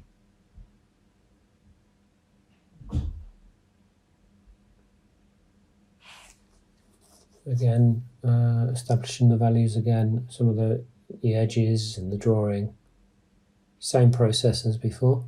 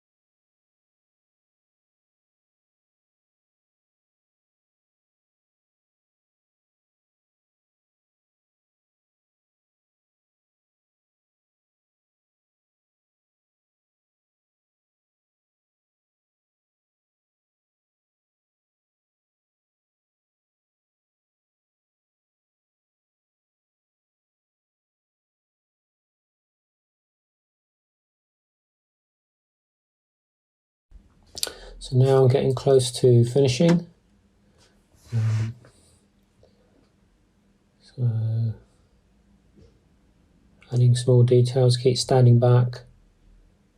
Is the painting as a whole working in the sense of the values and the chroma, the edges, the colour temperature relationships, looking at all those aspects, the drawing.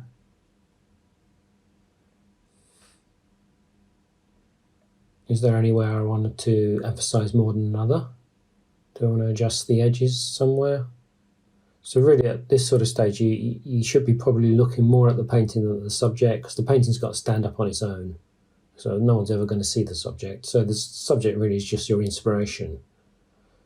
Now it's time to just look at the painting mostly and see what it needs.